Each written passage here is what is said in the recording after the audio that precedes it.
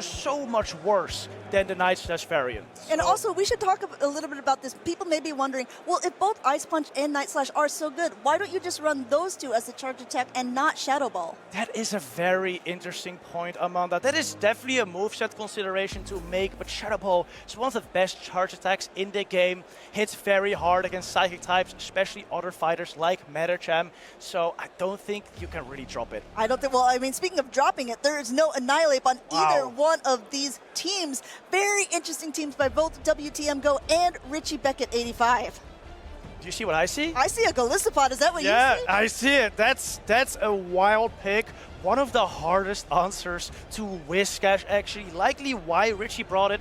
A very good core breaker for that Annihilate Whiscash core we see everywhere. Unfortunately for Richie, though, it's not on WTM's team. Yeah, I also wanted to see what the attacks are going to be as well, because there's a variety of things that Galistopod can learn. It is on a more typical Shadow Claw, Aerial Ace, and Liquidation. If we're talking about potential debuffs, Liquidation is another attack that also has this, not as common as Scald, however. No, you're right. We definitely won't be seeing many debuffs today. Also, because Galistopod just doesn't get to as many charge attack as Whiscash. It's not a very bulky Pokemon, so even though we may not be seeing many debuffs, we might be seeing Liquidation do a ton of damage here. And I can't forget the Guzzlord, which you've seen quite a bit of in this tournament as well. Meanwhile, we saw WTMGo play a little bit earlier against Inadequance's team. Inadequance was running a Wigglytuff, which proved difficult to work around with both Artifax and Sableye on the team. But, I mean, let's talk a little bit about Artifax. It's kind of a fun, interesting pick. We haven't seen many of it. What we would call a little bit spicy? I would say it's spicy, yeah? We see a lot of Dragonair, we see some Altaria, we see a little bit of Guzzlord, and then occasionally someone runs Arctibax, and this time it's WTMGo's turn with the Arctibax. I think it's a very interesting pick. It, of course, has that ice typing, which makes it a little worse versus counter users, but much better versus like a Gligar. Especially if you can hit that Avalanche, you just one-shot it. I mean, if you think about the WTMGo, he has two Pokemon that are pretty weak to actual fighting-type Pokemon, the Vigoroth and also the Arctibax. However, he's got that Manton. He's got the Sableye as well. I mean, he's got some good answers, almost daring people to bring these fighting-type Pokemon. But like you said earlier, unfortunately for him on that side, there's no fighter on that side. No, there is not. Looking at these teams, I do think that Sableye has some player, very neutral if you can avoid the Guzzlord. But even Guzzlord, you can hit for very hard hitting damage with Return. That's right. The Return is going to be doing a decent amount to him. They're going ahead. They're getting locked in. We are the losers finals here. We have a Skarmory lead into a Lantern. Wow. This is not very good for Richie Beckett. I think we're going to see an immediate pivot out of here. Oh, yes, he's got a switch. Oh, one Stewing gets a little bit of energy, switches into Guzzlord, and WTMGo responds to it with the Vigoroth. This is a kind of a hard read by WTMGo there, saying, okay, if he's going to use this as a safe swap, I'm going to punish him with it as well. Shielding up the charge attack here and just continuing to counter down because this is a dark-type Pokemon as well. These counters are just doing so much to it, as you can see. Not even a charge attack being thrown yet, and already down to the yellow. Yes, counters are flying up. Had he no shield at Crunch, I think Guzzlord could have flipped this matchup, so wise decision by WTM here. Richie Beckett also gonna shield up. Maybe try to get both shields down from WTMGo's side. We'll have to see. Yeah, it looks like it. Going for that double shield. He is at another attack. These Dragon Tails are adding up as well, and are going to go for this Dragon Claw bait. But even at this range, it's not really a bait. It's going to do a heavy chunk, forcing that double shield out of WTM. He wants to keep that alignment. If your Lantern is on the Skarmory, you're going to do everything possible to make it stay that way, and it looks like WTMGo has succeeded. Yeah, he's making sure he gets his Guzzlord off the field instantly with his Body Slam. Now keeps alignment. Skarmory likely gonna be able to farm down this Vigoroth. Skarmory's a Pokemon we've seen sweep teams when shields are down, but that's not really going to be possible when there's a Lantern on the opposing side. Exactly. Skarmory is going to Farmery, but at what cost here? Because even though it's going to take this Body Slam, not going to be doing that much, as you can see. The Bravebird should be able to do a lot. There's no shields left. However, an immediate swap out by both sides here. WTMGo now has that Whiscash against his Manton. He's feeling in a pretty good position. Yeah, this is one of the absolute best answers to Whiscash. Resist every single charge attack Whiscash can throw. Income Scald. not gonna get the debuff here as well, which just makes this so much better for WTM. So what can you throw at this Manton here? The Scalds aren't going to be doing this much. The Mud Bombs are definitely not going to be doing a lot. Meanwhile, just continuing to chunk away. Richie Beckett is in a hard position. It's going to be hard to see how he will maneuver out of it. But if anyone can do it, it's Richie. I've seen him play many, many fantastic games. Oh, definitely. I see one potential way here, maybe. Show me. If Richie Beckett can stall the switch timer enough to where he can switch in Skarmory, get off a Brave Bird on this Mantine, take it out, also come out with a Mud Bomb. He may be able to do this, but the timer is just not gonna be up. Richie tries to go for it though, but he realizes the timer's not up. He just has to opt for a Scald onto this Mantine and hope Skarmory can do something. Yeah, we're gonna hope against all hopes because this is not enough to knock it out. Even though the attack debuff is going, WTMGo knows exactly what's in the back. Not even playing with his food here. Going to go ahead for the heavier hitting attack. Well, there's no shields remaining. The Skarmory will fall from the sky. It is made of steel after all. It is. Goodbye, Skarmory. Way too heavy for this match, going down to the Thunderbolt. WTMGo just having Richie's number here. Yeah, that was complete team read by WTMGo there. I mean, he had an answer from the very beginning at every single point in the matchup. I do like your point about stalling out the timer. Maybe we can talk a little bit about that because when you swap out a Pokemon, there is a timer that's set before you're allowed to re-swap again. So you might be stuck in an even harder matchup if your safe swap is met with something that counters that as well. Exactly. There's a 60-second timer, so from the moment you switch out, timer starts rolling. 60 seconds, it's about like 4 or 5 charge attacks, depending on how many fast attacks are being thrown in between. And seeing that both Richie and WTM have very spammy Pokemon in Whiscash and Mantine, there's always the potential to just spam attacks and switch out at a certain point and save maybe the Whiscash with an attack loaded. So in that case, you think that Richie Beckett maybe should have even been throwing Mud Bombs, not for the damage necessarily, but just to be stalling out the clock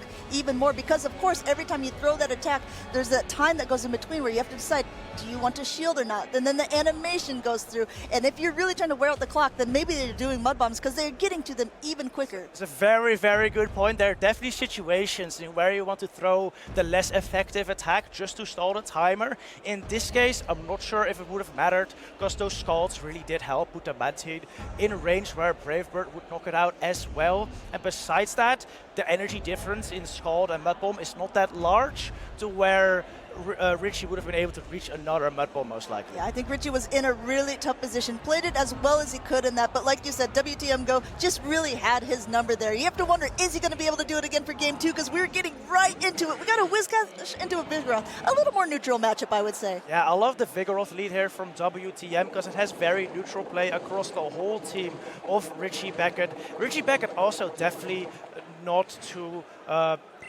doesn't dislike this lead at all, as it is very fine for Whiscash, especially if you can get an attack drop here. Yeah, exactly. The Timeless Travels update gave Vigoroth the Rock Slide instead of the Bulldoze, and so because of this, Whiscash can do pretty well overall. If it gets that Scald debuff even, then those Body Slams don't do as much damage. Going ahead now throwing this Mud Bomb at the Artifacts that came in.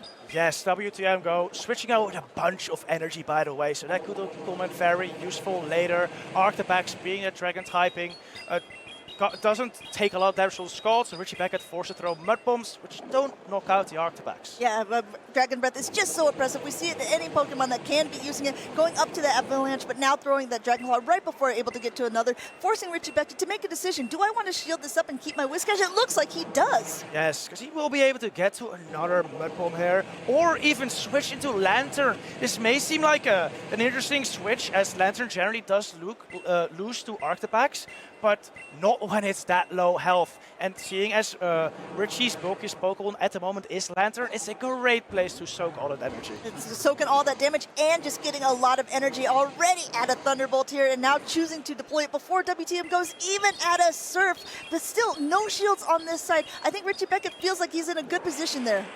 I think he does feel like he's in a good position, but remember, there is a lot of energy on that Vigoroth, and Richie Beckett has nothing to resist Body Slams on his team at the moment. That's right. At least he calls this Surf Bait as he sees, okay, now where is my possible win condition here? He's going for yet another Thunderbolt. Wants to get this Lantern out of the way. He definitely has not forgot that there is a fully loaded Vigoroth in the back here. He does have a healthy Gligar, and he gets a shield off of WTMGo. Great call by WTM there. knows that he can probably farm down this Lantern, and he can. Richie not able to switch out right there. And speaking of switching out, you can see WTM going ahead and top because he's expecting the catch, and that's exactly what happens. Going ahead and catching out on this very healthy Vigoroth. Vigoroth says, that's fine, I can take it. Now it's my turn, because if you remember, I've got some body slams loaded. Tries to get a catch of his own, but already going for the body slams, and isn't really even a catch at this stage. It's going to be doing so much damage. Yeah, it will do so much to the Shadow Gligar. Even though it's Shadow, 2 don't knock out, but it will put it very, very low, perhaps even in a range where a Lantern could farm it down. Yeah, forcing a shield off of Richie here as well. He wants to try to keep a little bit of health in the Gligar, wants to keep it in the green, but another body slam coming through here. No protect shields remaining. Like you said, not enough to knock it out, but it's going to put it in the yellow. Yeah, that's stored energy from the absolute beginning of the game coming in super clutch right now. Richie knows the counts, throws just one before Vigoroth can get to the next body slam. He may have enough energy to throw the Lantern now. This is really good counting. Incredible play by Richie there, but the Lantern is already at the surf, gonna be able to knock out the Gligar, not able to get to it yet, and since there's no protect shields remaining, it's gonna come down to the wire here. I think the Whiscash still has some energy as well. But the Lantern has as well. He didn't just have one surf, he had pretty much 2, and the second one should knock out the Whiscash. Second one is about to connect with the Whiscash. Richie Beckett already putting down his phone because he recognizes as well WTMGo taking that lead and swinging his way into day 2. Wow, WTMGo, amazing reads there in game number 1 and then game number 2, just putting it all on the back of that Vigoroth. Yeah, the Vigoroth put in a lot of work, and I'm always very curious when I see players' teams when they have Vigoroth. We've been seeing it quite a bit rise up again, but when there isn't Annihilate, it just makes me so nervous for the player to be having that, because the counter damage does so much to that normal type Pokemon. Oh, it does, but if you can keep it away from that Annihilate, you're in such a good spot. That Body Slam or Rock Slide combination is so potent and can hit pretty much everything for either neutral or super effective damage, except for that Annihilate. Of course, the Annihilate does have a really good time against that, but I think Vigoroth was one of the Pokemon that people started using in a response to that Lickitung safe swap. Yes, Lickitung, one of the safest Pokemon, always #1 in the top 12 usage. I think players are a little tired of it. So we're seeing Vigoroths, we're seeing Registeels, we're seeing Umbreons, we're seeing Wigglytuffs. We're now seeing Wigglytuffs. 2 Wigglytuffs that we've seen on screen at least have been able to make it into day number 2. Maybe there's been some players who have made it off screen as well. Yes, I guess we'll be seeing that tomorrow, perhaps. Yeah, we have, but again, we have so many more battles to go through today. This is the largest tournament that we've had in Europe to date so far, and these players have been turning up. And this also means we have a top 16 for tomorrow, just not a typical top 8.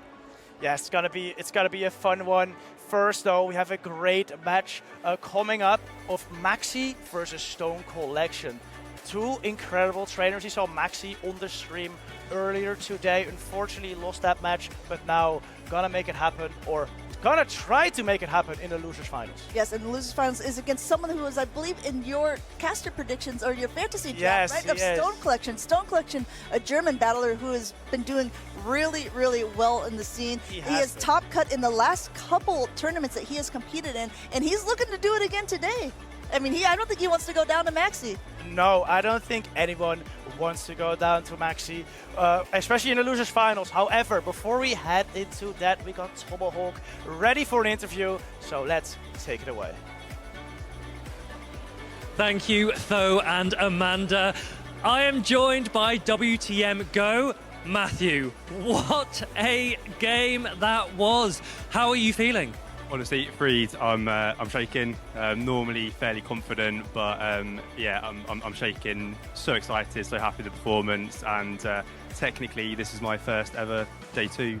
So that is impressive. Quite happy. You are a player that's obviously done very well in tournaments before. You obviously had an incredible EUIC run, but in terms of regionals and special events, is this the furthest you've got?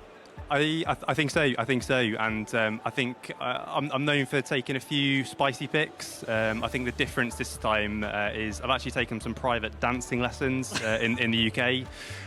It's taught me how to count steps. It's taught me to time my moves, and it also taught me when you make a mistake in your performance, don't give up. I made a mistake against Martine. I didn't give up. I kept performing. I kept dancing. I'm in day 2. Matt, you have been clearly preparing for this interview for a very long time, and you are smashing it. talk me through game one, because I remember seeing a Lantern with a Whiscash in the back, but your opponent had a Guzzlord. Was that a big risk you were taking? Yeah, I think when I build on balanced teams, I rely heavily on alignment. I rely heavily on running ABA strategies. To be honest, to comment on the specifics of game one, I don't have the mental capacity to call it at the minute.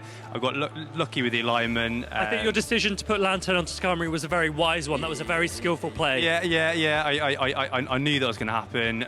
Knew I was going to get the lead, and yeah, from then it just fell into place. But the two games, honestly, are a blur. Honestly, a blur. I'd love to give some magical insight onto what happened. No, it was great. I liked, obviously, the Arctabacks in game two that we got to see. It came in and it was putting a lot of pressure down on that Whiscash. The Whiscash didn't come out. Yeah, I guess on that note, my strategy was I've got Lantern in the back. If I can swap the Arctabacks in, potentially bring out his Skarmory, then I've got a massive farm down on my Lantern, which can turn into something useful. I was surprised when the Whiscash stayed in as long as it did, and starting to think, what could possibly be in the back. Again, slightly scared there could be a Guzz lurking in the back somewhere. As turned out, it was the Gligar. Quite happy with. Yeah. There was one point where you baited with your Lantern in the mirror. You threw a Surf. What were you thinking when that went unshielded? I was thinking it's probably not great. Probably wanted the shield there. But actually, it turned out okay because you were able to farm down and you had a ton of energy. Actually, you're right. When I baited and didn't get the shield, it was completely planned. I knew exactly how many sparks, and yeah, it was planning for the end game for the doubles. Meticulous planning, and that really showed that the M in WTM, it is meticulous, and it was a brilliant performance. How are you feeling for game two? For day two, sorry. Yeah, excited. Performance has exceeded expectations. Whatever happens for day two happens for day two. Do you have any idea who you're against? Absolutely no idea. I think I've avoided Dean and avoided Stan, which is obviously quite good being teammates. Would you like to play them? Not particularly. I think Dean's running a Guzzlord as well, so yeah, I'd rather avoid him. And obviously Stan is a fantastic batter. But every battle in day two is amazing. Let's see what happens. Either way, fun. You've had an incredible run. You've got a lot more championship points now, which is great, and Very the potential happy to get even more. How are you feeling about that? Yeah, I see. The later it's gone in the season, the closer Hawaii's come, and therefore the allure has got a little bit more. Came here to have fun, came here to make friends, came here to create everlasting memories. Haven't done any of those things so far, so I might as well try and win day two. It has been brilliant to have you here for an interview. You have been a fantastic player, you're a fantastic interviewee, but for now, let's go back to the casters. Tho and Amanda, take it away. Oh man, I don't know how we're going to be able to top that crew, to be honest. That was a pretty good interview. Thank you, WTMGo, for those amazing insights into your battling strategies and performance. Yeah, I'm going to be honest. I'm creating everlasting memories here. That was incredible. Thank you so much for sharing your meticulous strategies. Yeah, and I also think we have a potential for a grudge rematch between Inadequents and WTMGo. Oh, We've been seeing some of them already on screen, and I do like to see players, to see how they try to change it up, see if they're able to defeat the person who knocked them down to the loser's bracket earlier on in a tournament. I agree. There's always small changes you can make and improve to potentially win out the next time. I think that Wigglytuff does look a little bit tough for a WTM, but maybe if he can rely on the Vigoroth just as much as he just did, he could have a play there if we see that matchup again. Maybe he's looking forward to that. He said he didn't want to face Statistan, he didn't want to defeat Dinaski, so maybe he does want to face Inadequents. Yeah. We're going to go ahead. We're going to jump into the next round of the losers finals here. We have Max